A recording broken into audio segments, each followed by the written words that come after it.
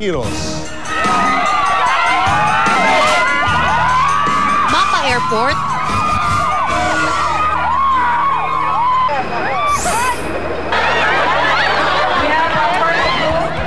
o Malacanang. Kilig to death ang mga fans sa F4 star na si Jerry Yan.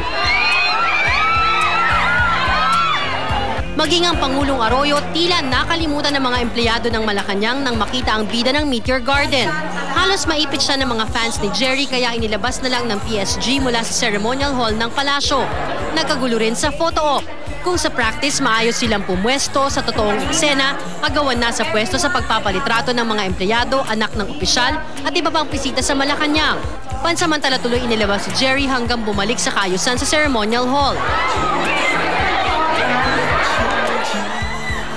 Bago humarap sa publiko si Jerry, nag-courtesy call muna kay Pangulong Arroyo at First Gentleman Mike. Ipinarating niya ang pasasalamat sa mainit na pagtanggap sa kanya ng mga Pinoy. Tiniyak naman ng Malacanang na walang bahid politika ang pagbisita ni Jerry sa palasyo. Wala ito dahil ang nagkusang pumunta rito ay si Dong Minsu. Thank you. Ilang minuto ring nakasama ni Jerry ang 14 na kabataan mula sa Ricky Reyes Foundation. 6 sa kanila ay mula sa mga bahay ampunan habang ang 5 ay mga cancer patients mula sa PGH. Di naman nagpahuli ang mga residente at estudyante sa paligid ng Malacanang Complex. Nagunahan, nagsiksikan sa labas ng gate ng palasyo para lang masulyapan ang kanilang idolo. Miranda De Quiros, ABS-CBN News. Guwapo ka pa dyan eh. Susunod sa